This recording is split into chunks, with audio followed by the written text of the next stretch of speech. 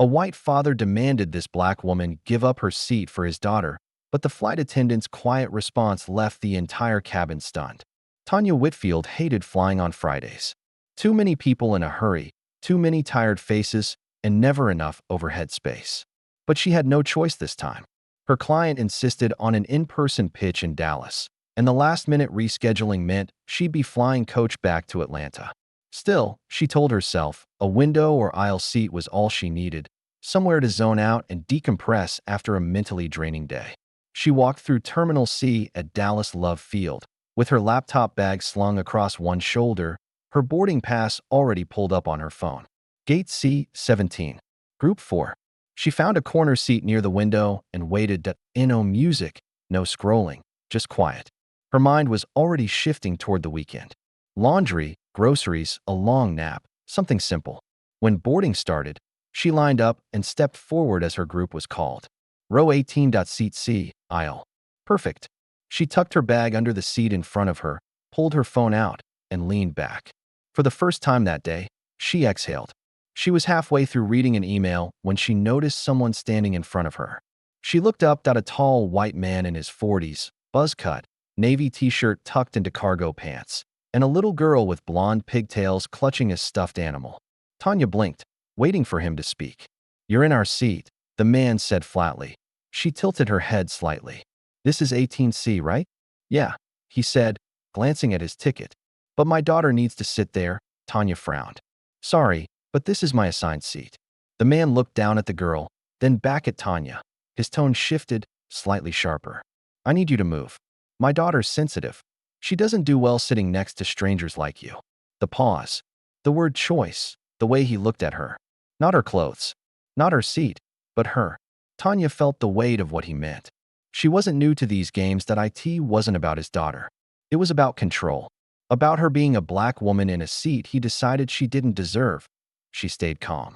"There are empty seats toward the back. Maybe the flight attendants can help you find something." His jaw twitched.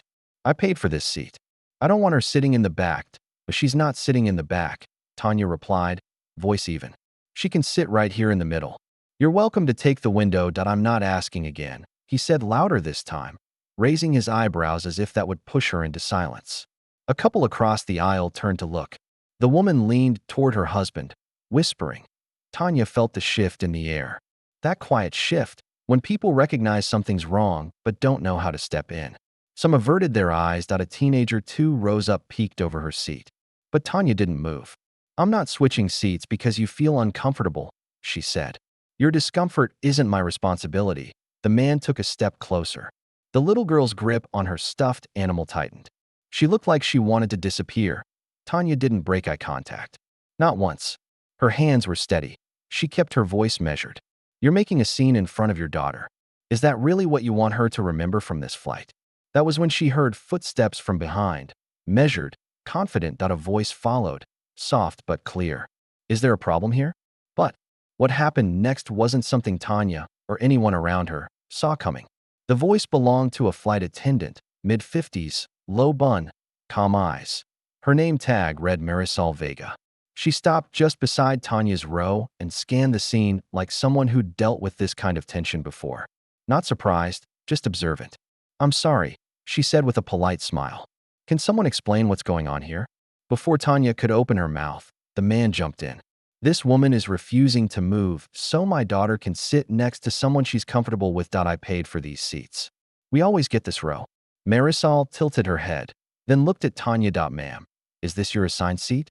Tanya nodded and held out her boarding pass. "Yes, 18C." Marisol scanned it quickly and nodded. "Thank you." The man interrupted again. "I'm just asking her to show some decency. My daughter doesn't need to sit next to this kind of situation." That time, he didn't even try to be subtle. Tanya felt her throat tighten, but she held it in. Her fingers gripped the edge of her phone. She knew what was happening, and she knew how quickly things could spiral if she responded with anything less than absolute composure. Marisol didn't flinch. She looked at the man squarely. "Sir, I understand you want your daughter to be comfortable, but seat 18C was assigned to this passenger. If you have a request, I'd be happy to check if there are available seats for you and your daughter elsewhere." "I shouldn't have to move," he snapped. Why is it always people like her who get protected, while the rest of us get pushed aside? The little girl looked down at her shoes. Her face flushed red. She hadn't said a word since they boarded. Tanya spoke carefully. Your daughter can still sit next to you. I'm not stopping that, but I won't give up my seat just because you don't like who I am. More heads turned now. The man's volume had drawn attention. Some passengers stared outright. A few held their phones low, not filming, but ready. Marisol exhaled slowly and nodded once. Sir, I'm going to ask you again. Do you want me to check for another arrangement, or are you choosing to escalate this? He didn't answer. His face had turned red. His lips pressed into a hard line. Because, if you're choosing to cause a disruption, she added, I'll need to inform the captain. That got through. He backed up half a step. Fine, he muttered, but she should be ashamed that Marisol's expression didn't change. The only thing shameful here is teaching your child to fear people who've done nothing wrong. The man said nothing. Instead, he sat in the window seat, pulling his daughter into the middle. She looked even smaller now, her backpack hugged to her chest. Tanya didn't say anything else. She stayed focused on her phone, trying to stay grounded. Her heart was pounding now, but she refused to show it. Marisol gave her a gentle nod. Let me know if you need anything, Miss Whitfield. Then she turned to continue helping other passengers find their seats. Tanya took a slow breath. The weight of the moment still sat in her chest, but she refused to carry his shame. That wasn't hers. She glanced sideways. The girl didn't look at her. Tanya didn't blame her. Kids absorb everything, especially silence. But while the man might have backed down, the tension in the cabin was only just starting to build. As the rest of the passengers settled into their seats, the quiet around Tanya felt louder than ever. She could sense it, the held breaths, the quick glances, the awkward silence, pressing in from all sides. The people sitting nearby pretended to look out the windows or focus on their tray tables. But she felt their eyes flicker toward her. Not openly, just long enough to register that they were part of something uncomfortable and maybe too afraid or unsure to say anything. The man beside her, Douglas Hanley, had sunk into his seat. His posture was stiff, one hand gripping the armrest while the other pulled out his phone. The little girl kept her gaze on the seat in front of her, swinging her legs in slow motion like she wanted to be anywhere else. Tanya scrolled aimlessly on her own screen, reading the same paragraph 3 times. Her mind couldn't focus. The flight hadn't even taken off yet, and already she felt exhausted in a new way. Not the kind of exhaustion that sleep fixes, but the kind that sneaks in when you're made to feel out of place. On purpose, no one said anything to her. Not right away. But eventually, the woman across the aisle, mid-60s, shoulder-length auburn hair, navy blazer, leaned in a little and spoke just above a whisper. I saw what happened. That was something. Tanya looked up. The woman gave her a faint smile, one that carried both awkwardness and warmth. I'm sorry he treated you that way, she added. Some people carry their ignorance like luggage they refuse to check. Tanya let out the smallest breath of relief. Thanks. The woman didn't try to say more, and that was fine. It was enough to be acknowledged, but not everyone on the flight was so quiet. 2 rows ahead, a man in a baseball cap muttered to the guy next to him, loud enough for Tanya to catch pieces. People always looking to start something. Can't even sit down without drama. Tanya kept her face blank. She'd heard worse. She'd heard better followed by worse. And it always came from someone who thought neutrality was virtue, as if doing nothing was somehow the wiser choice.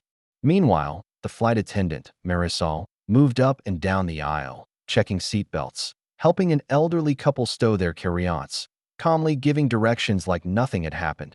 But Tanya noticed how Marisol's eyes lingered a moment longer on her row every time she passed. Douglas didn't say a word. Not to his daughter, not to Tanya. Just sat there, arms crossed, eyes closed like he was the one being burdened. When the safety demonstration began, Tanya did her best to zone in, though her mind was still replaying. The confrontation, not just what had happened, but what it meant. How many people had sat in seats like this before, silently shrinking under someone else's entitlement? And how many had given in, just to avoid the scene? The plane began to taxi. Outside the window, runways blurred past. The moment of takeoff came, that familiar push against the seat, the brief weightlessness. But Tanya barely registered it.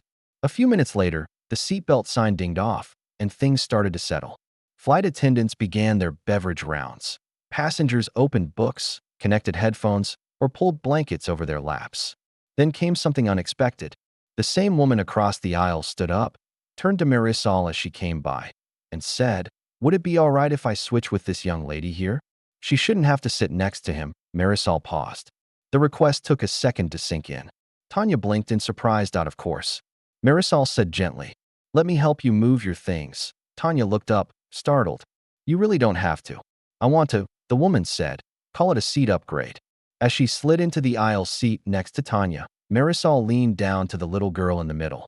"Would you like a ginger ale or an apple juice?" The girl whispered, "Ginger ale." Marisol winked, coming right up, but as the woman buckled in beside Tanya, the next move would come from someone no one expected, and it would shift the energy in the cabin yet again. Marisol returned with the ginger ale and a small napkin shaped like a square of care. She handed it to the little girl with a warmth that softened everything for a moment. "There you go, sweetie," she said, her voice almost a whisper. The girl nodded faintly and took the drink with both hands, not meeting anyone's eyes. She didn't speak, but she didn't need to. Her silence had more clarity than anything her father had said. Douglas kept staring ahead. His jaw was tight again, and though he hadn't said anything since the confrontation, his silence now had a different edge. He'd lost control of the moment. Lost the audience he thought he could sway with volume. As Marisol moved back toward the front of the plane, she paused. She turned slightly, as if debating something. Then she stepped into the intercom station near the galley and pressed the button. "Good afternoon, everyone. This is Marisol, your lead flight attendant. On behalf of the crew, we want to thank you for flying with us today. We understand that travel can be stressful, especially on a full flight. But we also want to remind you that kindness and respect go a long way at 30,000 feet. We are a diverse airline, and we value all of our passengers equally. Thank you for doing your part to help make this flight a safe and welcoming space for everyone on board." The message was short, straight, no names, no incident mentioned directly, but no one had any doubt what it was about. Some people nodded. One man in the back gave a soft clap that no one joined. But it didn't matter. The point had landed. Douglas shifted in his seat, visibly uncomfortable now. Tanya didn't say anything, but she glanced toward Marisol at the front of the plane, offering a quiet look of gratitude. The woman now seated beside her, her name was Janice as Tanya later learned, leaned over and said, "That's what you call grace under pressure." Tanya smiled. She didn't have to say anything. "True," Janice replied. "But sometimes the right people know when silence is part of the problem." Tanya had always been the kind of person who didn't seek attention. She preferred handling things privately, keeping her reactions measured. But this wasn't something she could shrink from. Not when a child had been used as a shield for ignorance. Not when someone had decided her presence was a problem to solve. About 30 minutes into the flight, Marisol returned to her row, crouched down beside Tanya's seat, and kept her voice low. "That I wanted to say something to you. Not as a crew member, but just as a woman who's seen this too many times." Tanya paused her movie and turned toward her. "You didn't flinch," Marisol said. "And you shouldn't have to. I've seen passengers give up their seats in situations like this, not because they were wrong, but because they were tired. And I get it. But you stayed seated. That matters." Tanya blinked. The words hit harder than she expected. "Thank you," she said softly. Marisol gave a light nod, a small smile that we're supposed to keep things neutral, but sometimes neutrality just keeps things broken. Then she stood, adjusted her vest, and returned to the front. For the first time in the entire flight, Tanya felt her shoulders relax. The cabin was quiet now, but not cold. There was a different kind of awareness in the air. Passengers weren't whispering anymore, and no one needed to. The silence was no longer about avoiding tension. It was about understanding who had carried it and who had challenged it. But the flight wasn't over yet, and Douglas still had one more surprise to face. This time, from someone wearing a badge. An hour into the flight, things felt calmer. The hum of conversations returned in scattered pockets. Some passengers dozed off, others worked on laptops or watched whatever movies the airline still offered for free. But row 18 remained quietly alert, like a page that hadn't fully turned. Douglas Hamley hadn't said another word. He sat stiff, arms crossed over his chest, eyes fixed on the seat back in front of him, as if staring hard enough might erase the whole situation. His daughter had finished her ginger ale and now rested her head against the armrest between them, eyes half closed. Thumb grazing the ear of her stuffed rabbit. Janice sat comfortably in the aisle seat next to Tanya, flipping through a magazine. Every now and then, she'd make a passing comment about something on the page or mention a show she'd seen. Tanya appreciated the distraction that it made the remaining flight feel more human, less like a courtroom. About 15 minutes before descent, the cabin lights dimmed slightly, and the captain came over the intercom to announce the initial descent into Hartsfield, Jackson. Passengers stirred, seat backs went upright. Trays clicked into place. Then, just as the cabin crew began moving up the aisle for the final checks, a man in plain clothes stepped forward from the front. Tall, clean-cut, wearing khakis and a black pullover. Around his neck hung a thin leather badge wallet. His presence was quiet, but unmistakably official. He stopped next to row 18 and leaned slightly toward Douglas. "Sir," he said, low and measured, "may I speak with you for a moment when we land?" "I'll make it quick." Douglas blinked. "Why?" "I'm with airport operations," the man replied. "The flight crew filed a report about a possible disruption at boarding. Just a quick debrief, sir." Douglas looked around, as if hoping someone would step in on his behalf. That same confidence he had earlier when he barked at Tanya now visibly cracked that he didn't answer. He just nodded once. Barely. Tanya didn't say a word, but her heart thudded again. Not out of fear this time, but out of something she hadn't let herself feel yet. Vindication, not because someone else was in trouble, but because for once, someone had actually stepped up before brushing it aside. Janice raised an eyebrow. "Looks like Karma flies coach too." Tanya half smiled. The plane touched down smoothly. As it rolled toward the gate, Tanya took another glance out the window. Atlanta's skyline faded behind the terminal roofs, the familiar flicker of jet bridges waiting to connect. Once the seatbelt sign went off, passengers stood quickly, grabbing bags, jackets, earbuds. Tanya stayed seated for a moment. So did Douglas. The man with the badge hadn't gone far. He stood just outside the cockpit now, quietly waiting, arms crossed. Marisol walked down the aisle slowly, thanking passengers, directing them with practiced ease. When she reached Tanya, she paused. "Take your time," she said.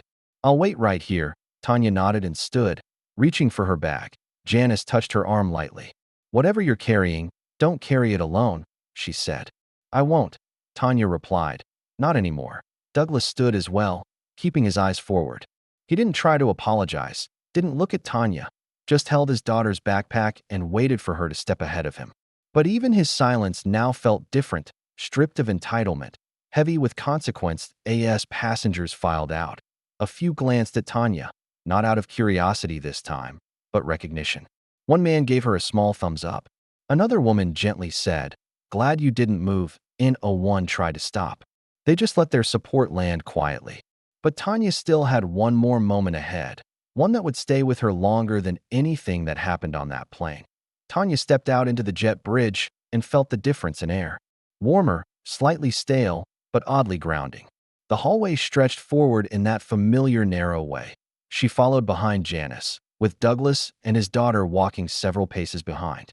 At the end of the jet bridge stood the plainclothes agent, now joined by a uniformed airport security officer. Neither looked aggressive or impatient, just ready to as Tanya passed. The agent nodded slightly at her. Not performative, just acknowledgement. Douglas was stopped politely, not in front of everyone, but just off to the side near the glass wall. Tanya didn't hear what was said. She didn't need to.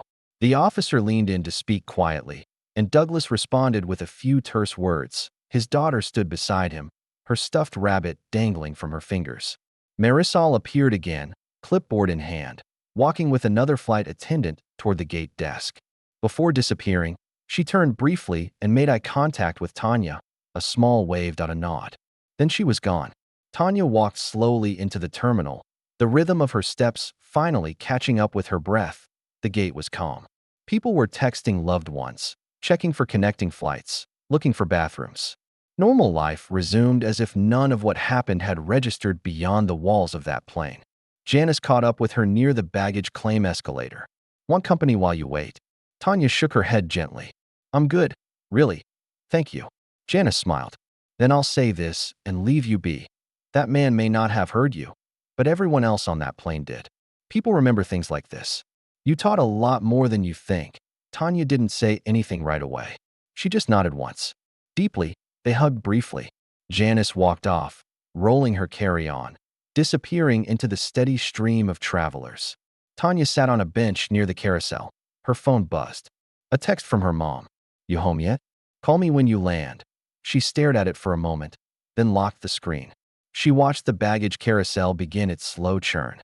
Suitcases flopped onto the belt one by one, thudding gently into each other. But Tanya wasn't really watching the bags. Her mind was tracing the whole flight again. Not the drama, but the choices. How easy it would have been to give up that seat. To say whatever and move, just to avoid being bothered. She'd done it before, countless times. In hotel lobbies, conference rooms, elevators. All those little moments when it felt easier to shrink. But not this time. And it wasn't because she wanted a scene. It wasn't about making someone else feel small. It was about not abandoning herself, not shrinking just to keep someone else comfortable. She saw Douglas exit the terminal with his daughter. He didn't look around, he didn't glance back. The child turned once, just for a second, and made fleeting eye contact with Tanya. Then they were gone. Tanya exhaled that a man in a denim jacket sat down beside her with a tired sigh. They didn't speak, just shared the bench like people do in airports, all on their own journeys, all carrying something. Her suitcase finally slid into view. She stood, walked to the belt, grabbed the handle, and pulled it up. But what stayed with her wasn't the weight of her luggage. It was the weight she didn't carry anymore. The Uber ride home was quiet. Tanya sat in the back seat, window halfway down, letting the cool Atlanta breeze slide across her cheek. Streetlights passed in slow rhythm, painting the inside of the car in flashes of gold and shadow. The driver, a soft-spoken woman in her 50s, made no small talk. And Tanya was grateful for the silence. Her head was still too full. Her apartment sat on a tree-lined street in East Point, not far from a corner diner she loved. As she rolled her suitcase up the stairs and unlocked her door, the stillness of home met her like a deep breath she hadn't realized she'd been holding all day. She set her bag down gently and kicked off her shoes. The living room light bathed the space in soft yellow. On the wall hung framed photos. Her college graduation, her niece's birthday, the trip to Savannah last summer. Normal things, personal things. Proof of who she was outside the context of someone else's opinion. She walked to the kitchen, filled a glass of water, and leaned against the counter. It wasn't the first time someone had tried to reduce her. But this time, something in her had refused to bend. She kept thinking about the little girl, too. So young, already caught in someone else's narrative. Tanya wondered if she'd remember that flight when she was older. If she'd remember how her father tried to shame a stranger. Or if maybe she'd remember the woman who didn't flinch, who didn't fold. She also kept thinking about Marisol, about her measured voice on the intercom, her decision to speak up without escalating, her choice to take a stand in a way that felt calm but firm. Marisol hadn't needed to say what she did, but she had, and that meant everything. Tanya finally sat down on the couch and grabbed her phone. She opened a blank note and typed out a sentence just for herself. Sometimes the seat you don't give up teaches people more than silence ever will. She didn't post it anywhere, not yet. It wasn't for applause. It was just something she needed to write. Something to remind herself that choosing to stay seated, not physically but emotionally, was a kind of power too. She opened her text thread with her mom. "Just landed. I'm okay. Call you tomorrow. Love you." Then she put her phone face down and let her body finally relax. Tanya didn't feel heroic. She didn't feel proud or brave. She felt grounded. And maybe that was enough. Not every moment needs to be loud to matter. And maybe that's the lesson. That dignity doesn't always arrive with applause. Sometimes it's just a woman in an aisle seat refusing to move for someone who thought he could take up more space than he earned. As the night settled in, Tanya looked around her apartment. Small but full of light. Full of her. The world outside hadn't changed. But something inside her had. And she wasn't giving that seat up either. If you've ever been in a moment like Tanya's, when standing your ground felt hard but you knew you had to, know that you weren't alone. Stories like this matter. They remind us that dignity doesn't ask for permission, that it just is. If this story resonated with you, subscribe for more. We share moments that speak to the power of everyday courage, the kind you don't always see but never forget.